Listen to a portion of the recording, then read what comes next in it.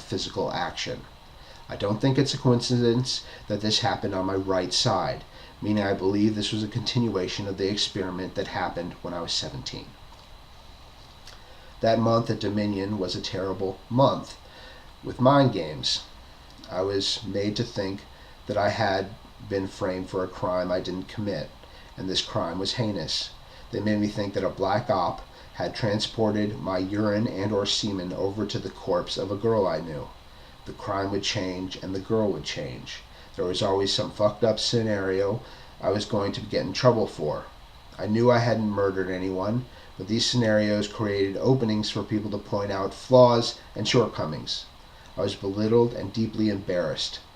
During the first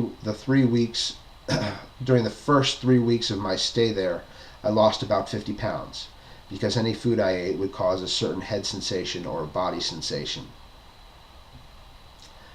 I tried to drink an Ensure nutrition shake, and even that made me agitated and fearful of being put in the quiet room. So I was forced to starve myself. The staff decided to start weighing me after I had started to eat again, which was only the last week I was there. I would often hear a very loud banging on the ceiling, sometimes a crashing. This seemed to carry over from what was happening on the roof of my house. These sounds happened in groups, and sometimes with emphasis on one or two sounds, in order to communicate something. Many words, numbers, items, and physical actions had double meanings. There is often a conversation outside my door seemingly aimed to deceive me. The room next to my room was where group sessions were held, and what I could hear of these sessions seemed scripted. The room behind that room was a lounge area. During the last week I was there, the patients on the ward couldn't enter that area. It was closed off. I couldn't figure out what was happening in that large room. There were instructors teaching kids, but I didn't know what the subject matter was. I peeked in once, and it seemed as if they were using various game-like apparatuses. I remember overhearing an instructor tell his group of kids, "Hut 2 to the quiet room." He said this in a way that suggested routine, a military routine. Excuse me.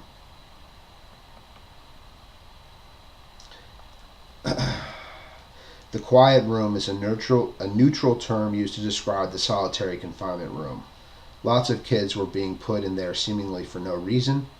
I remember the incredulousness and frustration on a girl's face as she bawled while being literally carried to the quiet room for no apparent reason yet again. This was not the children's ward of the hospital. I could hear recreation time going on in the space above my room. Recreation time was a completely separate thing from what was happening on my ward. This was an activity that was being forced on the kids, and if these kids didn't obey the program, they were disciplined. Svali, the ex-Illuminati member who came out with her story, spoke about such training. Alright, moving on. When I came home from Dominion in October of 2001, I started to hear human voices, real, distinctive human voices. They were first coming from the ceiling. I actually thought there was a microphone on the ceiling or in the air conditioning vents. The frequency of the messages heightened. I became extremely self-conscious. Then one voice moved inside my head, and for some reason I calmed down quite a bit. The deception was relentless. I was made to think I couldn't say certain things out loud, the reason being that I might send the wrong clue to the wrong person. I was also careful about what I thought. The voices would react to the thoughts going on inside my head. At one point I thought many people were literally reading my mind and often getting insulted by things I was thinking. Keep in mind that I believe most of this was not the work of human beings, but there is a chance that some of it was. At one point I counted 8 different voices in my head, most of them repeating the same phrase over and over. The voices seemed to be a result of the air conditioning phenomena. It felt like the air was being sucked out of my head, and often the voices seemed to arise from that air. I still hear voices, but not nearly as many, and they are not nearly as bad. Since 2001, I've divided the voices into 4 separate categories. One of the categories is for the voice that moved inside my head. This voice is actually the worst one right now. I still have strange head sensations They often sort of light up around my temples, in my sinus cavity, on the top of my head, etc. They often take on a certain shape and almost always come along with a faint ringing sound. The voices phenomena and the messages have always been present in all media outlets, especially entertainment. In 2001, on all the movie channels, different versions of the movies were shown, meaning takes were deleted or takes were added in, or something to that effect. Both deleted and added in. In the movie Unbreakable, starring Bruce Willis, which I rented from Blockbuster, the characters kept shaking their head no for no apparent reason. This was a message to me, or to people like me, to ignore the messages in the movie, but that simple action meant that there was a message in the first place. This was a cunning tactic, meaning the shaking of the heads, the constant shaking of the heads no was a cunning tactic. In a movie starring Richard Gere, either Autumn in New York or Runaway Bride, I'm not sure which, some of the lines said were completely bogus. In one scene with a love interest, he said the phrase, "Marry Harry," and was obviously clueless as to what that really meant. This would be in one of these movies where the movie was manipulated, or I was getting a different version of the movie. Okay, he was clueless as to what the phrase "Marry Harry" meant. Harry was the name of my cat before this particular movie came out.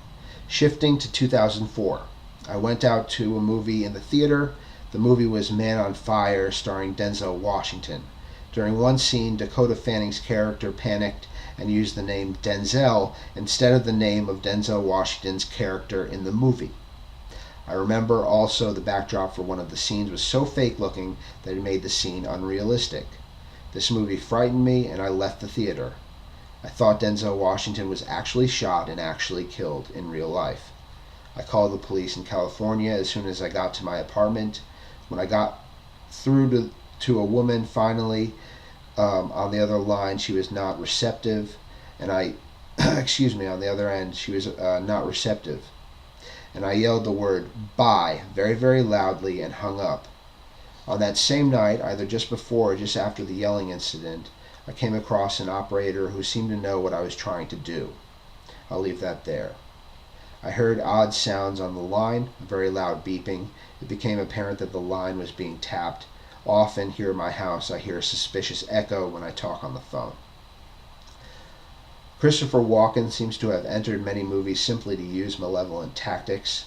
Walken has done a lot of bad acting over the last decade. I do think he is a talented actor. I don't think he knows much about the conspiracy.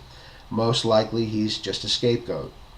If someone were to seriously analyze major motion pictures, really observe them closely, they would find many things that don't make sense or that are part of a trend designed to send a specific message.